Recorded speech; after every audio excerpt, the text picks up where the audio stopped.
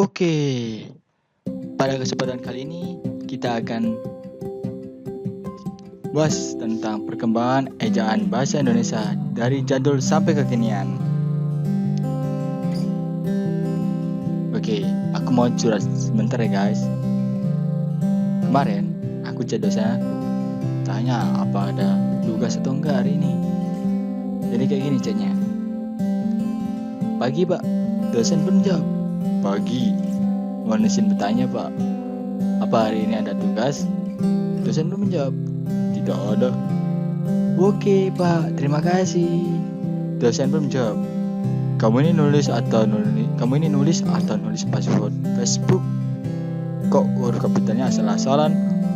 Pakai angka segala di tengah-tengah. Aduh, jangan sampai deh kalian di blog guru gara-gara tulisan naik turun kayak debar jantung satu doi. Tapi guys, aku mau tanya nih, apa kamu udah tahu apa yang dimaksud dengan ejaan? Menurut KBBI Daring, ejaan adalah kaidah cara menggambarkan bunyi-bunyi, kata, kalimat, dan sebagainya dalam bentuk tulisan, huruf-huruf, serta penggunaan tanda baca. Tapi, kali ini kami bukan mau bahas tentang cara penulisan ejaan, melainkan perkembangan ejaan bahasa Indonesia.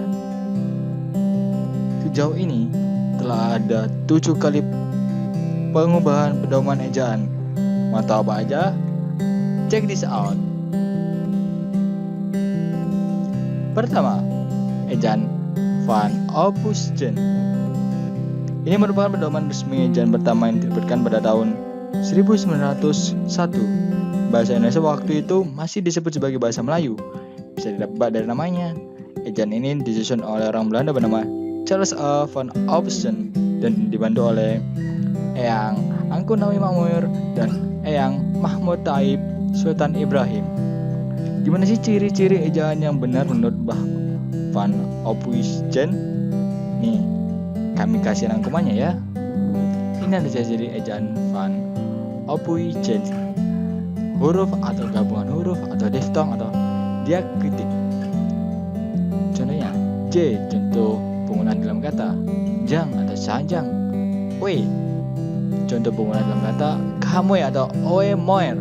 DJ contoh dalam penggunaan kata, deju nomo. Salah ya, itu peserta kita. Contoh dalam penggunaan kata, coy cuir atau satu ya. DJ coy ada cantik. NJ janji atau jonja. CH cahwatir atau coy soes. SJ jahir atau syarat. Dan ada titik kayak makmur, rakyat, Jumat, maaf. Angka 2 untuk tanda pengulangan. Contoh dalam penggunaan katanya, pora atau kora. Mungkin ini udah kita pakai ya untuk saat ini, kayak kita mau SMS kan kita beli tuh, kayak kita mau tulis makan. Biasanya kan kita tulis makan 2. Kayak gini nih udah diciptain sama ejaan Eyang sama Van Ophuijsen. Udah diciptain dulu sama Eyang Van Ophuijsen nih. Kemudian yang kedua adalah ejaan Soewandi. Ejaan ini menggantikan ejaan Van Ophuijsen setelah dirumuskan pada tanggal 19 Maret 47 berdasarkan surat keputusan Menteri Pendidikan, Pengajaran dan Kebudayaan Republik Indonesia nomor 264. Kenapa disebut ejaan Soewandi? Benar sekali, karena penyusunnya adalah Mr. Raden Soewandi yang waktu itu menjabat sebagai Menteri Pendidikan, Pengajaran dan Kebudayaan. Oh iya, ejaan ini dikenal juga sebagai ejaan Republik loh. Pembaruan dari ejaan Soewandi terletak pada diftong, gabungan 2 huruf lokal OE yang diganti menjadi huruf O dan dihapuskan tanda apostrof. Nah, tanda apostrof ini diganti menjadi huruf K atau tidak dituliskan sama sekali.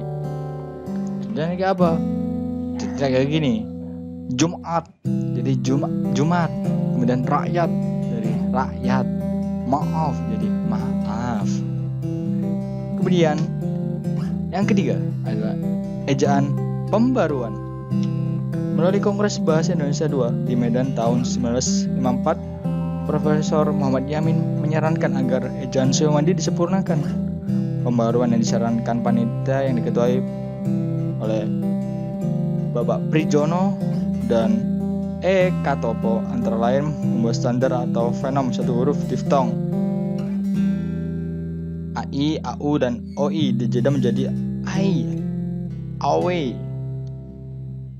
Selain itu, tanda hubung juga tidak digunakan dalam kata berulang yang memiliki makna tunggal seperti kupu-kupu dan alun-alun.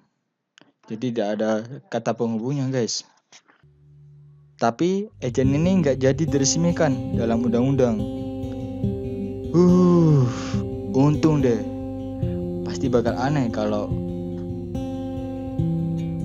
Cowboy Junior naik kerbau ditulis jadi Cowboy Junior naik kerbau. Ya, garing deh. Oke, kita lanjut. Yang keempat ada ejaan Melindo.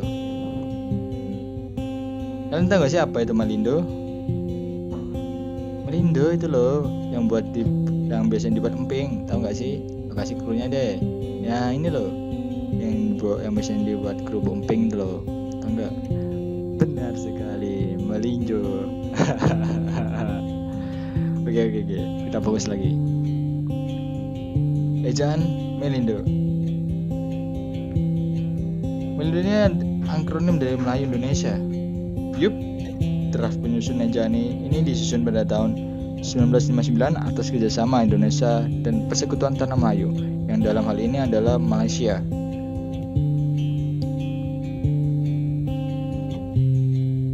Perubahan yang diajukan dalam ejaan ini tidak jauh berbeda kok dari ejaan pembaruan. Ejaan ini bertujuan untuk menyeragamkan ejaan yang digunakan kedua negara. Secara kan ya, Indonesia dan Malaysia pastinya mirip-mirip tuh. Sayang, ejaan ini pun gagal diresmikan akibat ketegangan politik antara Indonesia dan Malaysia waktu itu. Kemudian yang kelima, ejaan LBK atau Lembaga Bahasa dan Kesusastraan. Ejaan ini bisa dibilang adalah lanjutan dari ejaan Melindo yang nggak jadi itu. Panitianya masih campuran antara Indonesia dan Malaysia dan dibentuk pada tahun 1967. Isinya nggak jauh berbeda dari ejaan yang disempurnakan yang akan dijelaskan selanjutnya ini. Hanya ada perbedaan dari beberapa kaidah saja sih.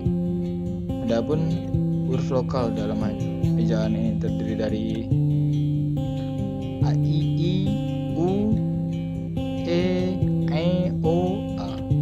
Dalam ejaan ini istilah-istilah asing sudah mulai meresap, kayak ekstra jadi ekstra, kolb jadi kalbu, guerilla jadi gerilya.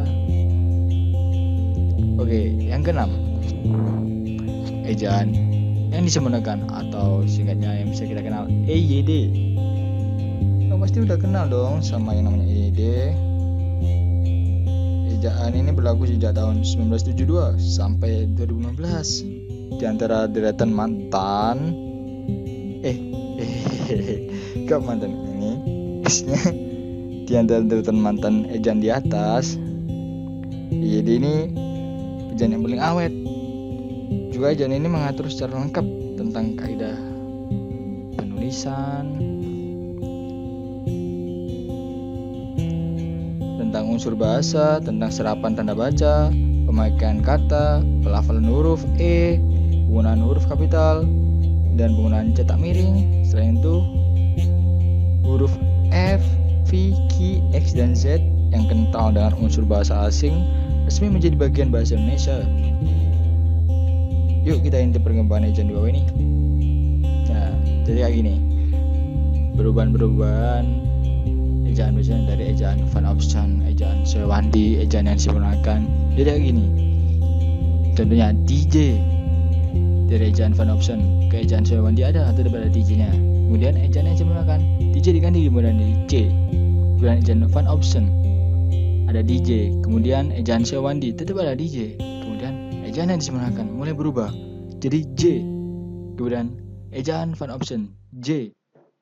Kemudian berubah menjadi ejaan Syawandi tetap J, kemudian ejaan yang digunakan berubah lagi menjadi Y. Dan seperti ini contohnya. Bisa dipahami lah ya. Oke, yang ketujuh. Ejaan Bahasa Indonesia atau singkatnya EBI. Berdasarkan Peraturan Menteri Pendidikan dan Kebudayaan Republik Indonesia tahun 50 Nomor 50 tahun 2015 tentang Pedoman Umum Ejaan Bahasa Indonesia, EBI pun diresmikan sebagai ejaan baru Bahasa Indonesia. Katanya, latar belakang diresmikan ejaan baru ini adalah karena perkembangan pengetahuan teknologi dan perkembangan seni sehingga pemakaian bahasa Indonesia semakin luas. Ejaan ini menyempurnakan EYD, terutama dalam hal penambahan diftong, penggunaan huruf kapital, dan cetak tebal. Kami sudah rangkum hal-hal yang perlu di-highlight nih. Tentunya huruf diftong yang berlaku antara lain AI, AU, EI, dan OI. Lafal huruf E menjadi 3 jenis, contohnya seperti pada lafal peta, kena, militer. Kemudian penulisan cetak tebal untuk menegaskan bagian tulisan yang sudah ditulis miring dan bagian-bagian karangan seperti judul, bab, dan subbab. Huruf kapital pada nama julukan seorang, contohnya Pak Haji Baharudin. Dan tanda elipsis digunakan dalam kalimat yang tidak selesai dalam dialog. Ya, jadi gitulah. Selain berkembang dalam ejaan, bahasa Indonesia juga mengalami perubahan dalam teknologi. Sekarang ini kalian jadi lebih mudah kepoin KBBI dan EBI karena sudah dibuat versi daringnya. Atau nggak bisa katanya itu PUBI daring. Kalian nggak perlu lagi dapat pinjam KBBI atau pedoman EBI ke perpustakaan. Kita kan anak generasi Z ya, gak pengen lah kita ribet-ribet. So ya kurang lebih seperti itu yang dapat kita sampaikan tentang perkembangan ejaan bahasa Indonesia itu. Cukup sekian pertemuan kita pada hari ini, dan cukup sekian presentasi saya pada kesempatan kali ini. Kurang lebihnya mohon maaf. Wassalamualaikum warahmatullahi wabarakatuh. Terima kasih.